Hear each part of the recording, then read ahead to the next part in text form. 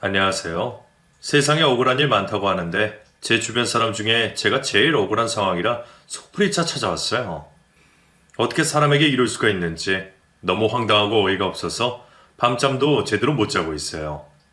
할 수만 있다면 인정사정 볼 것 없이 흠씬 때려주고 싶어요. 그래서 밖에서 못 다니게 하고 그러고 싶은 심정입니다. 답답한 제 사연 잘 들어주세요. 저는 지방에서 영어학원을 운영하고 있고 30대 후반인 여자입니다. 집에서 장녀로 여동생이 하나 있고 부모님은 제가 고등학생일 때 이혼을 하셨어요. 하필 제가 고3일 때 일이 벌어져서 그때 정말 힘들었어요. 수능을 앞두고 공부에 집중해야 할 시기에 집안에 분란이 생겼으니 심적으로 압박감이 정말 컸어요. 하루가 멀다 하고 들리는 부모님의 부부싸움에 할 수만 있다면 세상에서 사라지고 싶은 생각도 참 많이 했던 것 같아요. 저랑 6살 차이 나는 여동생도 그때 정말 많이 힘들어했고요. 부모님 이혼의 원인 제공은 아버지셨어요. 늘 가족 먼저 챙기시고 묵묵히 자신의 일을 하시던 그런 아버지셨는데 어느 날부턴가 외출이 잦아지시더니 다른 여자와 바람이 나셨더라고요. 하필 그 현장을 엄마가 목격하셨고 두 분은 피 터지게 싸우다가 결국 헤어지셨어요. 얌전한 고양이 부뚜막이에 먼저 올라간다더니 네 아빠가 그렇게 바람이 날 줄은 꿈에도 몰랐다. 엄마, 술 그만 마셔. 말리지 마. 내가 지금 이거라도 안 마시면 맹정신으로 어떻게 사니? 벌써 많이 마셨잖아. 나 뭐, 이제 나도 내 마음대로 할 거야. 너도 네 마음대로 살아. 왜 그런 말 해? 아빠가 잘못한 건데 엄마 인생을 왜 망쳐? 술 그만 마셔. 몸 안 좋다고 맨날 병원 다니면서 술을 왜 마셔? 네 방에 들어가. 너 보고 있으면 그 인간 생각나니까. 어서 안 들어가? 두 분은 이혼을 하셨고 그 후 아버지는 그 여자와 곧장 결혼을 하셨어요. 동생과 저희 양육권을 맡은 엄마는 아버지의 배신에 너무 괴로워하셨고 저희 자매는 안중에도 없이 자기 자신도 버거워 술에 빠져서 지내셨어요. 당시를 생각하면 너무나 끔찍한 기억이었고 그 때문에 남자라는 존재에 대해 저는 거부감을 가지게 되었어요.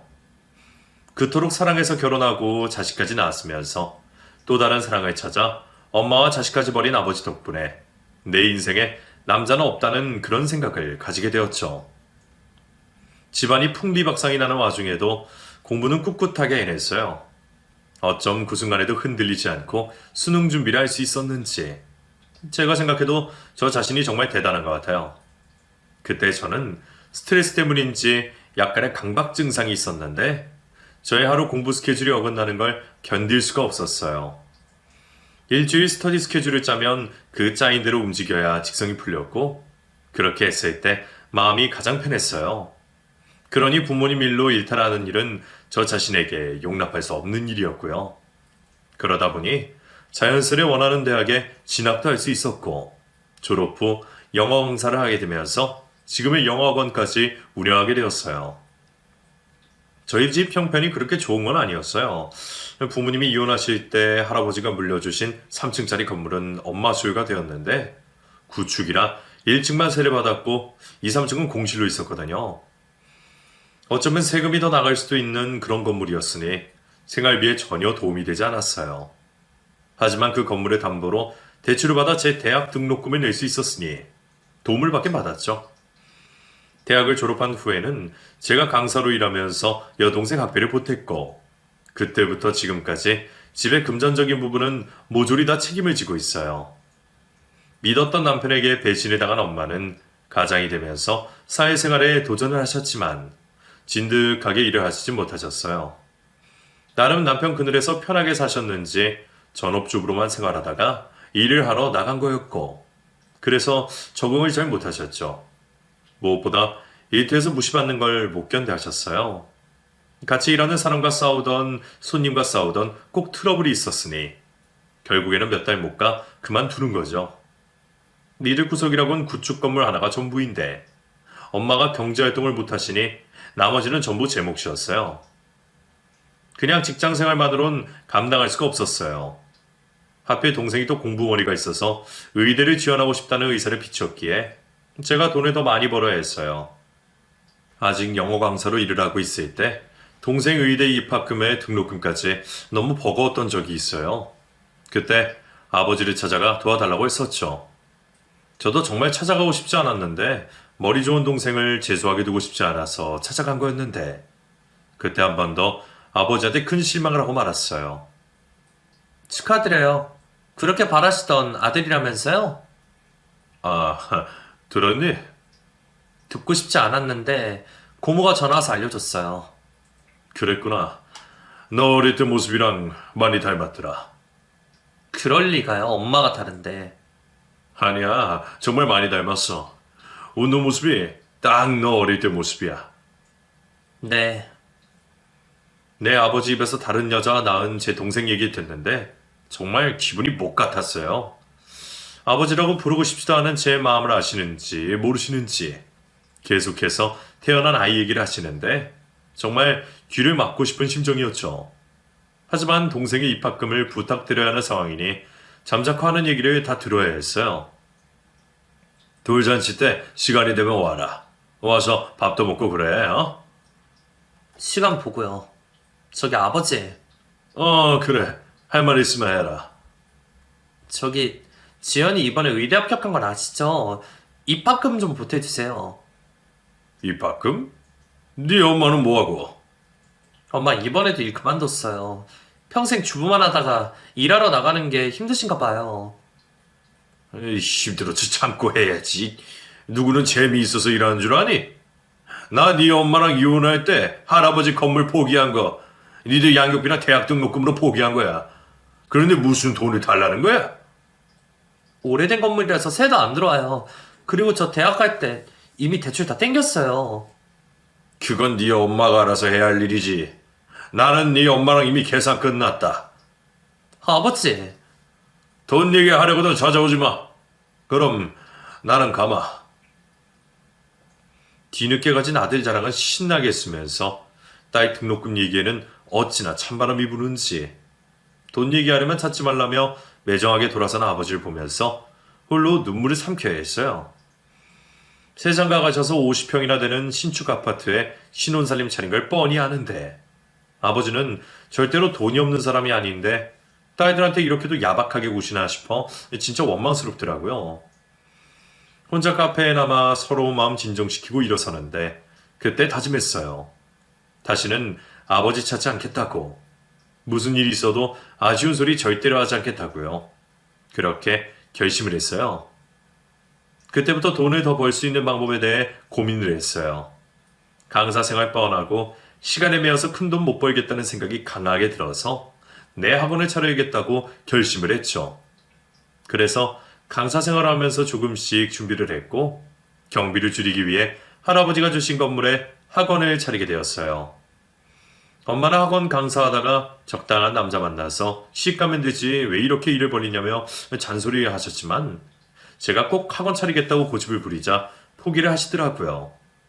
처음에는 2층에만 학원을 차려서 소소하게 운영을 해봤어요. 마침 인근에 학교가 있어서 학원비를 적당히 타협했더니 곧 수강생들이 모였고 얼마 안 가서 강사할 때만큼 수입을 벌 수 있게 되었고요. 학생 수를 더 늘릴 수 있는 방법을 밤낮으로 연구하면서 수업의 퀄리티를 높이기 위해 엄청 애를 썼어요. 혼자서 운영하기가 버거워 집에 넣은 엄마도 불러드리고 의과대에 다니며 공부에 바쁜 동생도 시간이 남을 때는 무조건 학원으로 와서 일손을 도왔어요. 온 가족이 다 학원에 매달려 일을 했죠. 10년 정도 초등학교 대상으로 학원을 운영했어요. 제법 벌이가 괜찮았고 10년 정도 하니 감이 생기더라고요. 2층만 운영하던 학원을 3층까지 확대해 중고등생들도 받게 됐고 셔틀버스까지 운영하게 되니 그 인근에서 저희 학원에 수강생이 제일 많게 되었어요. 그렇게 앞만 보며 달리면서 엄마랑 동생이 사는 집도 더 좋은 곳으로 이사를 하고 동생이 의대를 제대로 마칠 수 있도록 뒷바라지를 다 할 수 있었어요. 친구들은 제가 그런 동안 결혼해서 자식 낳고 사는 친구들이 대부분이었는데 연애 한 번 안 하고 산 사람은 저 하나밖에 없었어요. 다들 오랜만이다. 잘들 지냈어? 우리야 다들 똑같지 뭐. 애 키우고 남편 챙기고 그렇게 지냈지. 너는 어때? 학원 여전히 잘 돼? 이제 자리 좀 잡은 것 같아. 그러니까 돌잔치도 왔지. 그러니까 제가 어디 보통이니? 얼마나 지독한지 연애 한 번 안 하고 저러고 살잖아.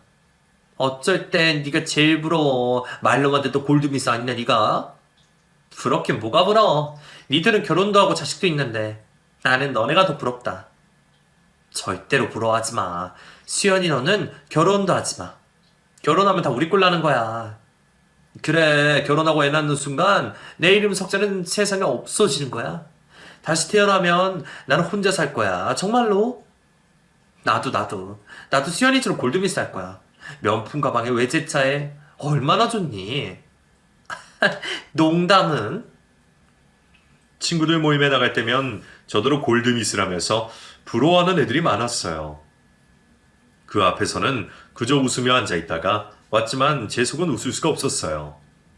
제가 30 후반에도 혼자 지내는 이유. 인연을 못 만나서가 아니라 모두 아버지 때문이었으니까요. 아버지께 몇 번이나 실망을 하고 나서 남자를 믿지 못하게 됐어요.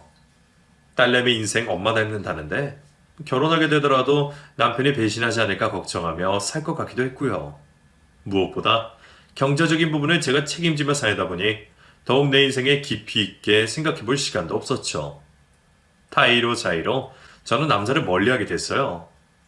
그래도 한때는 저에게 관심이 있다며 연락처를 묻는 사람도 있었는데 나이를 먹어가면서 그런 남자들도 없었고요. 오로지 학원에만 왼종일 매달려 아이들 챙기며 그렇게 사는 게 제 인생의 전부였어요. 그 전까진 그런 제 생활에 적당히 만족을 했어요. 남자를 못 만나는 게 아니라 제가 안 만나는 거라고 생각하고 있었기에 아쉬운 것도 없었는데 나이를 먹으면서 생각이 달라졌어요. 친구들이 자식을 낳거나 가족여행을 다녀왔다며 자랑하는 모습을 보면서 저의 삶이 허전하다는 느낌이 들기 시작했거든요. 이혼 후 혼자 지내던 엄마도 가볍게 만나는 애인이 생겼고 6살이나 차이 나는 동생도 어느새 대학을 졸업하고 훈남인 남자친구와 연애를 하는데 저만 늘 혼자였어요. 엄마는 제가 남자 얘기만 나와도 질색하니 어느 순간부터 연애하라는 말도 안 하셨고요. 외로웠어요. 점점 시간이 갈수록 말이에요. 돈을 많이 버는 것. 그래서 아버지의 빈자리를 느끼지 않게 잘 먹고 잘 사는 것. 그거 하나만 바라보며 달려왔는데 그렇게 되고 나니 허무해져 버렸어요. 내일 모레 마흔인데 연애 한번 제대로 해본 적 없고 결혼도 안 했고 남편도 없고 자식도 없는 게 내가 잘못 살았나? 이런 생각이 들더라고요. 제 곁에 아무도 없다는 느낌이 너무나 많이 들었어요. 그런 생각이 자주 드니까 일하는 것도 재미없고 학원에 나가는 것도 너무나 힘이 들었어요. 뭔가 저에게 터닝 포인트가 있어야겠다는 생각이 들 때쯤 코로나가 터졌어요. 듣도 보도 못한 그 바이러스 때문에 전국이, 아니 전 세계가 마비가 됐잖아요. 당연히 저희 학원도 영향을 받게 되었고 축소 운영을 하게 되었죠. 학생이 많아져 그런지 하루 걸러 확진자가 나오며 학원문을 닫게 되는 상황이었고 그때 쉬어가라는 하늘의 계시인가 보다 싶었어요. 그래서 그때부터는 여행을 다니기로 했어요. 해외는 어차피 나갈 수 없으니까 차박을 하면서 국내 여행을 다니기 시작했죠. 어렸을 때는 부모님 따라 여기저기 자주 다녔어요. 아버지가 여행을 좋아하셨거든요. 전국 방방곡곡을 다니며 저희에게 많은 걸 보여주셨는데 부모님 사이가 안 좋아지게 되면서 뜸해지다가 이혼 후엔 가족여행을 한 번도 가지 않았죠. 그렇게 지내다가 나이가 들어 홀로 떠나게 된 여행은 정말 재밌었어요. 동행하는 사람 없이 홀로 다니는 여행이었지만 지친 저에게 충전이 되기에는 충분했죠. 코로나 때문에 경제적으로 힘든 사람이 많았지만 당시에 저에게는 그런 게 중요하지 않았어요. 돈만 쫓아 살아온 삶에서 보람을 느끼지 못하고 있었으니까요. 이런 저를 보고 배부른 소리 한다는 사람들이 있을지도 모르지만 그때는 그랬어요. 심적으로 많이 힘들었으니까요. 30 후반에 저는 결혼을 단념하고 있었어요. 이래도 보람을 느끼지 못하고 있었지만 그렇다고 남자에 대한 불신이 사라진 것도 아니었거든요. 주위에 여전히 소개해주겠다는 사람들이 있었지만 애써 만나러 다니지도 않았고 오로지 자연을 벗삼아 목적지 없이 차를 몰고 다니며 해가 지면 그곳에 차박을 하고 해가 뜨면 또 정처 없이 차를 몰고 다녔어요. 그렇게 홀로 다니면서 돌발 상황들이 종종 있었는데 그때마다 주위의 사람들에게 도움을 청해서 해결을 하곤 했어요. 큰 어려움 없이 그렇게 다녔는데 그날은 차가 시동이 걸리지가 않는 문제가 생겼어요. 그 다음날 학원을 오픈을 해야 하는 상황이라 오늘 무조건 집으로 들어가야 하는데 차 고장이 나버린 거죠. 설상가상으로 핸드폰 배터리 충전이 안 돼서 전화도 걸 수 없는 상황이 되어버렸어요. 차를 고치려면 보험사를 불러야 하는데 핸드폰이 먹통이니 방법이 없었고요. 인근 동네가 어디 있는지 가늠도 안 되는 상황이라 시간이 갈수록 점점 겁이 나기 시작했어요. 해는 산 등선을 넘어 점점 어두워지고 있었고 도로 위에는 지나가는 차도 없더라고요. 정말 난감했어요. 무서웠고요. 별 수 없이 의지했더라곤 지나가는 차를 기다리는 것 그 수밖에 없었어요. 한참을 기다리고 있자 겨우 저 멀리서 차 한 대가 보였고 그 차는 다행히 저희 손짓에 차를 세워줬어요. 혹시나 무시하고 지나갈까봐 얼마나 조마조마하든지. 벌써 어둑해져 캄캄해진 도로 위에 서 있는 것도 무서웠거든요.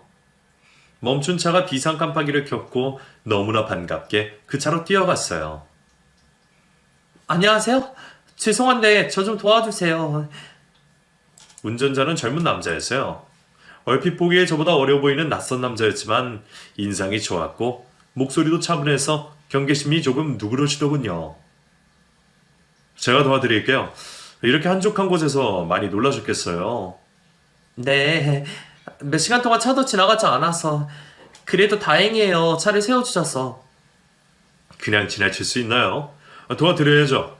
차를 한번 볼까요? 시동이 안 걸려요. 보험사에 먼저 전화 좀 할 수 있을까요? 그래요. 전화 여기요. 감사합니다. 그 사람이 빌려준 전화로 보험사에 전화를 걸었고 수십 분 뒤 도착한 견인차 덕분에 저는 무사히 집으로 들어올 수가 있었어요. 그때 얼마나 아찔하던지.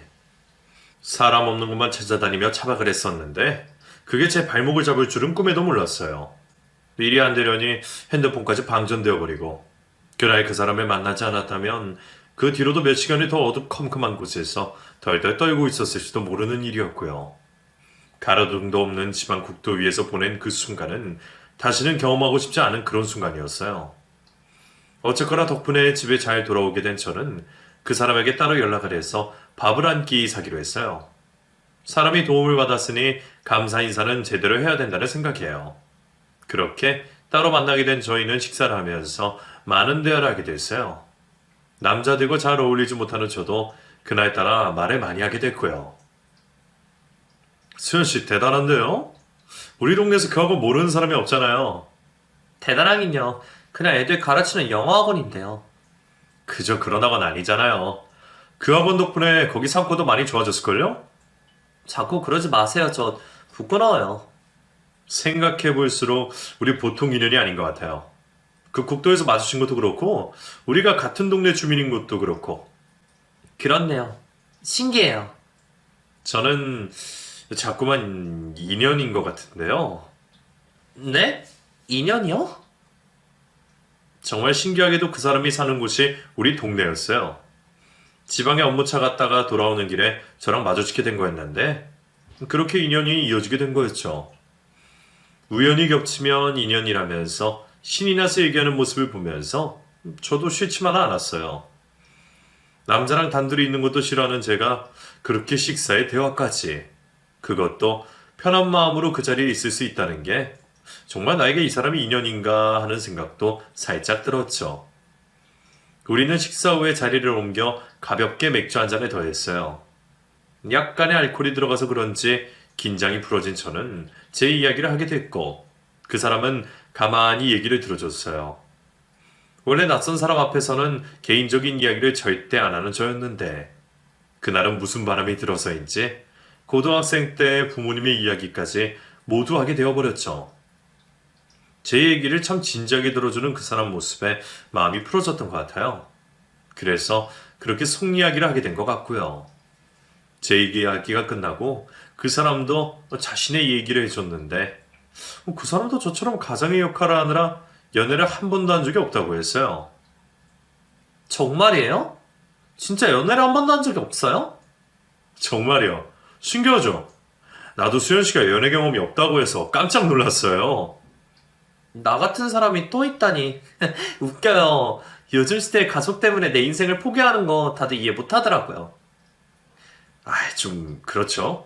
제 친구들도 좀 많이 답답해요. 왜 그렇게 멍청하게 사냐면서요. 멍청한 게 아니라 책임감이 강할 뿐이죠. 내 가족이 힘들어하는 걸 그냥 두고 볼 수 없을 뿐인데. 남들이 이해해 주지도 못하고 편하게 말할 수도 없는 걸 그 사람 앞에서 편하게 할 수 있다는 게 너무나 홀가분 했어요. 그 사람 역시 저한테 속 얘기를 할 수 있어서 너무 좋다고 했고요. 그날 처음으로 함께 식사도 하고 맥주도 마시게 됐지만 밤이 깊도록 서로의 이야기를 들어줬고 그러면서 우리는 조금씩 감정이 싹트기 시작했어요. 그날을 계기로 계속 연락을 주고받게 되었으니까요.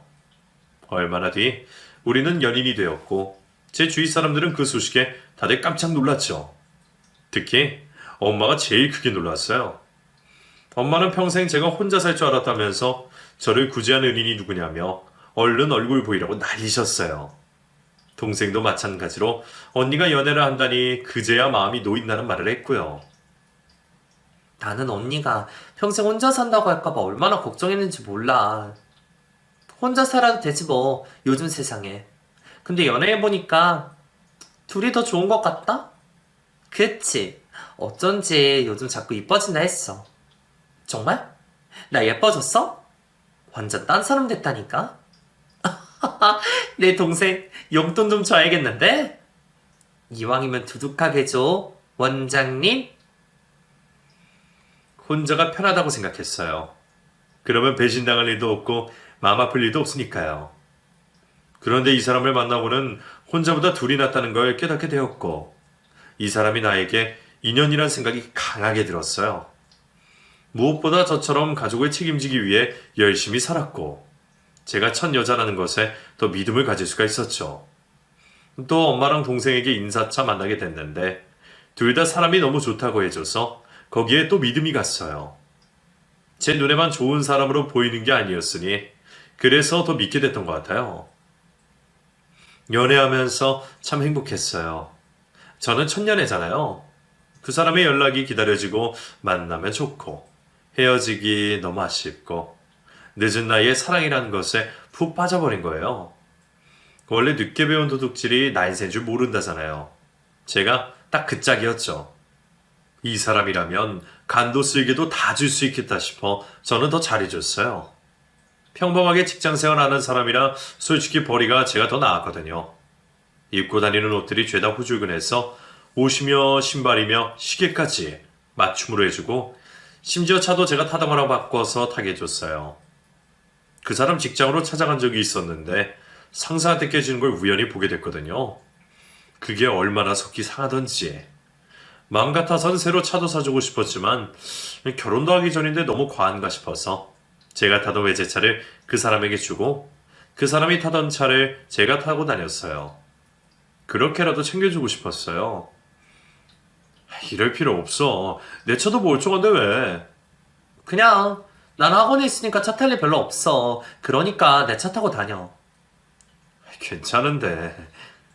맘 같아선 새로 사주고 싶은데 나중에 결혼하고 나면 그때 차 사줄게. 내 남자 누구보다 멋지게 하고 다니고 하고 싶어서 그래. 고마워. 잘 타고 다닐게.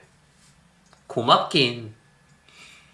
차를 바꿔줬을 때는 그 사람이 기분 나쁠 수도 있다는 생각을 하지 못했어요. 그저 그 사람에게 힘이 돼주고 싶다는 생각만 하고 있어서 그리해줬는데 그 사람은 전혀 기분 나빠하지 않았고 오히려 좋다며 웃었거든요. 저도 그 웃는 모습에 그저 흐뭇했는데 나중에 다른 사람에게 들어보니 그런 경우에 남자들 자존심 상해한다 그러더라고요. 자존심 센 남자였으면 싸웠을 거라는 말에 저는 깜짝 놀랐죠. 그 사람은 전혀 그러진 않았으니까요. 제가 그렇게까지 했던 건 그 사람과 미래까지 생각하고 있었기 때문이었어요. 사귀고 있을 때 은연중에 결혼하면 좋겠다는 말도 했고 저희 집에도 자주 왕래를 했거든요. 사람이 부침성이 좋아서 저희 엄마와 동생이랑도 참 잘 지내고 그랬어요. 그래서 저 혼자 그 사람의 프로포즈를 기다리며 기대에 부풀어 있었고 드디어 사귄 지 1년 정도 됐을 때 프로포즈를 받을 수가 있었어요. 드라마나 영화에서 프로포즈 받는 여자가 감동해서 울잖아요. 예전에는 그런 장면이 꼴보기 싫었었는데 제가 프로포즈 받던 날 감격한 나머지 저도 펑펑 울어버렸어요. 그렇게 감동적일 수가 없더라고요. 그 사람은 제 손에 반지를 끼워주며 앞으로 행복하게 살자고 자신이 꼭 행복하게 해주겠다며 사람들 앞에서 그리 약속을 했어요.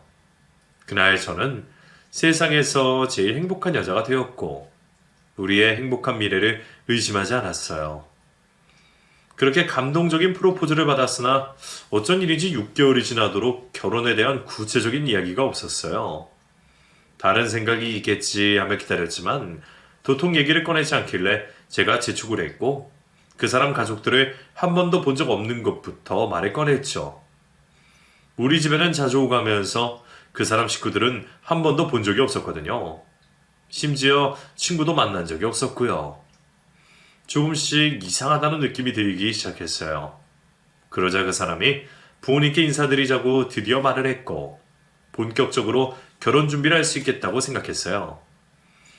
그런데 그 사람의 부모님을 만나기로 한 날 약속 장소에 나갔더니 부모님은 안 나오시고 웬 애가 하나 앉아 있었죠. 누구예요? 내 여동생. 막내 여동생. 막내 여동생? 여동생이 셋이 있는데 그중에 막내라면서 인사를 시키는 거였어요. 나이가 이제 겨우 12살. 동생이라고 하기에 너무 어린 나이였어요. 우리 부모님이 금술이 좋으셔서 누뚱이야. 이쁘지? 누뚱이? 아, 그래요? 안녕하세요. 반갑다.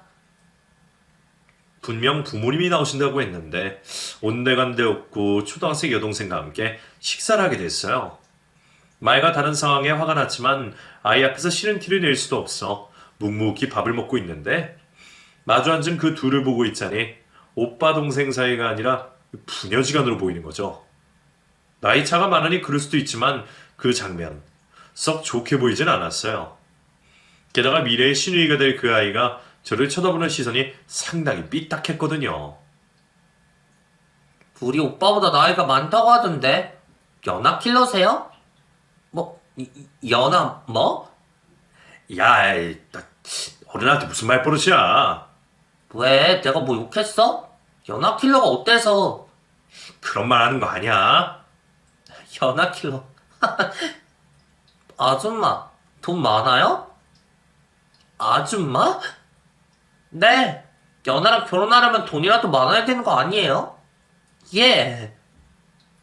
저들을 연하킬러라고 하는 시누이는 이후에도 말을 가리지 않고 했어요. 누가 와도 저에 대한 적대심이 가득해 보였고 나이가 어리다고 이해해줄 수준은 이미 한참 전에 넘은 상태였고요. 도저히 앉아서 같이 밥 먹을 분위기가 아니라 저는 먼저 일어나 버렸어요. 어른이 옹졸해 보이지만 그래도 참고 있기가 힘들었거든요. 제가 맘 상한 걸 알고 그 사람이 안절부절 못하며 저를 달래줬지만 기분이 바로 풀리지가 않았어요. 단순히 말버릇이 나빠서 그런 것보다 뭔가 찝찝했어요. 그게 뭔지 정확히 꼬집을 수는 없지만 뭔가가 있었어요. 하지만 그런 기분이 들어도 결혼에 대해 다시 생각해야 한다는 마음은 들지 않았어요. 그 사람은 여전히 저에게 잘했고 저밖에 없다면서 빨리 결혼하고 싶다는 얘기를 계속하고 있었고 또 그 사람이 잘못한 건 아니니까요. 그 아이와 가족이 되는 건 불편했지만 그래봤자 애라는 생각을 하며 좋은 게 좋은 거라며 넘어갔어요. 부모님께 인사를 언제 가냐며 몇 번의 확인 끝에 드디어 날짜가 잡혔어요.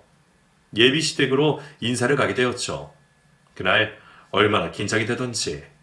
첫 인사에 잘 보이고 싶어서 옷도 새로 맞추고 피부샵에 가서 마사지도 받았어요.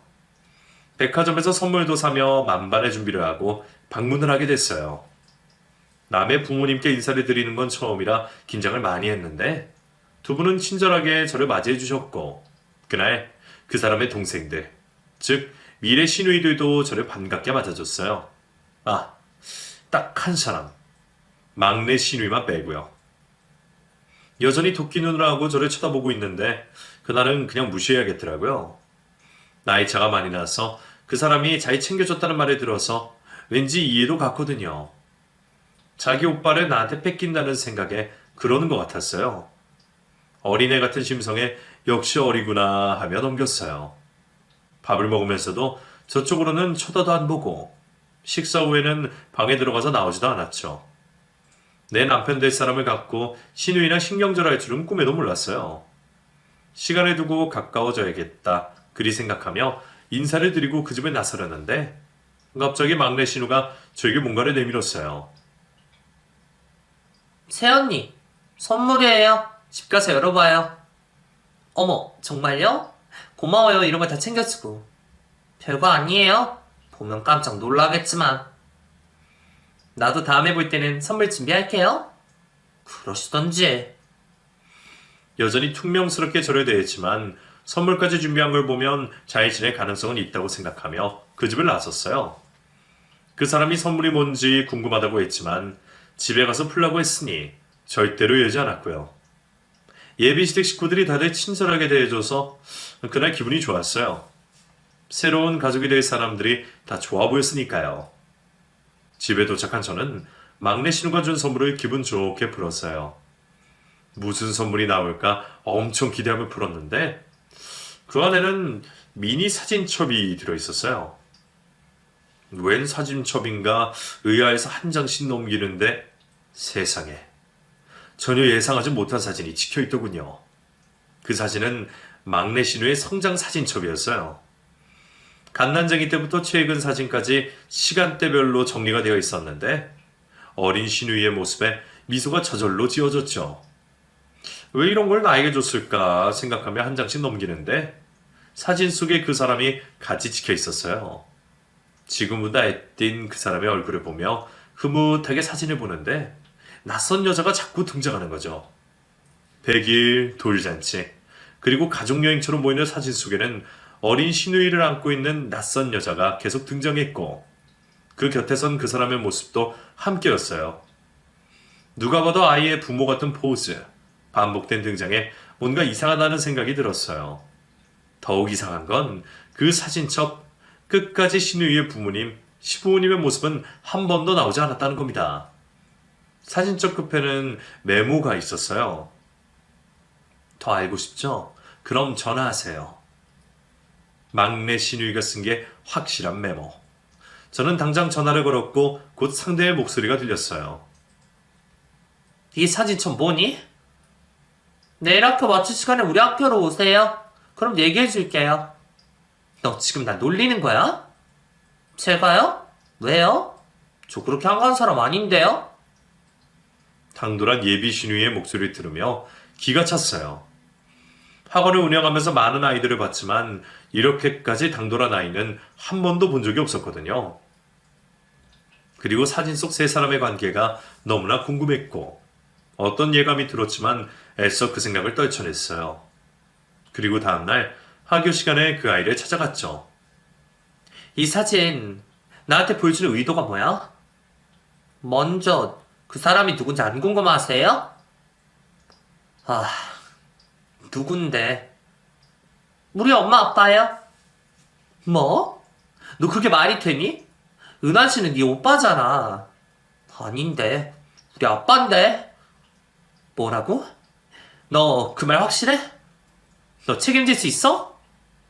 나 우리 아빠의 숨겨준 딸이에요. 숨겨준 딸. 믿을 수가 없었어요. 딸이라니. 딸이라니. 나한테는 연애 한 번 한 적이 없다고 한 사람인데 자식이 있다는 말에 충격을 받았어요. 그리고 더 추가적인 폭로. 우리 아빠 여자 많아요. 아줌마 말고도. 주로 돈 많은 여자들 만나는데 이번엔 부자 아니길래 내가 좀 이상하다 생각했어요. 너 그게 말이 된다고 생각해? 진짜예요. 안 믿어도 어쩔 수 없지만. 근데요, 우리 아빠는 우리 엄마 아직도 사랑해요. 지난주에도 둘이 같이 있었는데. 뭐라고? 우리 아빠는 우리 엄마 못 잊는다고요. 엄마도 그렇고. 지금은 따로 살고 있지만 언젠가 우리는 같이 살 거예요. 그러니까 아줌마가 끼어들 곳은 없으니 우리 아빠랑 헤어져요. 내 귀로 듣고 있지만 도저히 믿을 수가 없었어요. 차마 더 있을 수가 없어서 그 자리를 벗어났죠. 차에 오르자마자 그 사람에게 전화를 걸었어요. 하지만 받지 않는 전화. 회사 일 때문에 출장을 갖는 걸 알고 있었지만 당장 전화 통화를 해야 했어요. 그래서 그 사람 회사로 전화를 걸었어요. 통화가 안 되니 동행한 직원 연락처라도 받을 심산으로요. 그런데 더 놀랄 말을 듣게 됐어요. 박은환 씨요? 저희 회사에 그런 사람 없는데요? 네? 그럴 리가 없어요. 다시 확인해 보세요. 박은환이요. 없다니까요. 잘못하신 것 같아요. 이만 끊겠습니다. 아니, 여보세요. 여보세요. 분명 그 사람이 다니는 회사였어요. 그런데 그런 이름을 가진 직원이 없다니 도대체 어떻게 된 일인지 너무나 혼란스럽기만 했어요. 이 사람을 어디로 가서 찾아야 하나 도통할 수가 없었어요. 전화는 아예 꺼져 있고 답답해서 미칠 것 같았죠. 저는 그에게 다시 전화를 걸었어요. 그리고 엄마 연락처와 집 주소를 물었고요. 순순히 알려주는 모양이 제가 찾아가 만났으면 하는 것 같았어요. 12살밖에 안 된 애가 아주 영악했죠. 알아낸 주소로 차를 몰아갔어요. 전화를 걸어봤지만 이 여자도 전화를 받지 않았고 가만히 있을 수가 없어서 찾아 나섰어요. 어느 아파트에 도착해 알려준 옷으로 찾아가 배를 눌렀어요. 못 만날지도 모른다고 생각했는데 안에서 인기척이 났고 마주하게 될 사람 때문에 긴장을 하며 기다렸어요. 현관문이 열리고 나타난 사람은 그 사람이었어요. 반팔티에 팬티 바람으로 서 있는 모습에 저는 말을 할 수가 없었죠. 네가 왜 여기서 나와? 아니, 여기 어떻게... 네가 왜 여기 있냐고. 제가 소리를 지르니 그 인간이 현관문을 닫으려고 하더군요. 재빨리 문을 잡아채며 안으로 들어갔어요. 그리고 그 인간의 머리털을 양손으로 잡아챘어요. 나 아파! 이거 놓고 말해! 내가 지금 친절하게 말하게 생겼어? 아프다고! 아프다는 말에도 아랑곳하지 않고 머리채를 붙들고 안으로 들어갔어요. 그러자 안방문이 열리고 사진첩에서 본 그 여자가 나왔어요. 아니, 당신 누구야? 나? 이 인간이랑 결혼할 여자다. 너는 누군데? 뭐? 결혼? 박은환, 이 인간아, 또 이 지랄이야? 아니, 그게 아니고 이거 놓고 우리 앉아서 얘기하자, 어?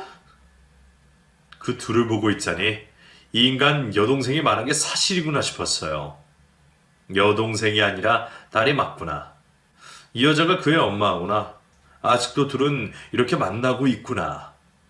모든 정황을 알아채고 나니 속았다는 생각에 눈에서 눈물이 쏟아졌어요. 그렇게 아무 의심 없이 믿고 믿은 내가 너무나 어리석구나 싶은 생각에 자신이 너무 싫어졌고요. 둘이 무슨 사이예요? 네가 왜 여기 있어? 우리 이혼한 사이예요. 근데 팬티만 입고 이 집에 있는 건데 왜? 그게 그냥 싫어온 거야. 그게 말이 되니? 말이 된다고 생각해? 그리고 네 딸인데 왜 여동생이라고 했어? 네 딸이잖아. 너 우리 은지 네 동생이라고 했어? 아니야. 인간아, 정신 좀 차려. 아니라고 계속 발뺌하면서 제 눈치를 보고 있는 모습에 속이 뒤집어질 것 같았어요. 결국 저는 더 참지 못하고 그 인간의 얼굴에 귀싸대기를 날렸고 이혼했다는 전처도 그 인간의 머리채를 잡고 휘둘렀어요. 그렇게 한참을 분풀이하고서야 그 집을 나설 수가 있었죠. 집에 돌아온 저는 생각할수록 화가 났어요. 나를 이딴 식으로 기만했다는 것을 도저히 용납할 수가 없었죠. 나중에 들어보니 이혼 후에도 꾸준히 만난 게 맞더라고요. 애 때문이라고 했지만 그게 전부는 아닌 것 같았어요. 그 인간 부모님들은 아들이 장가 간다고 하니 그 장난에 같이 놀아준 것 같고 여튼 집안 전체가 사기꾼들이었어요. 그냥 넘어갈 수가 없어서 변호사를 고용해 알아봤는데 그의 말대로 만나는 여자가 한둘이 아니더군요. 무슨 재주를 부렸는지 돈 많은 여자들만 골라서 만나곤 용돈을 받아 생활을 했더라고요.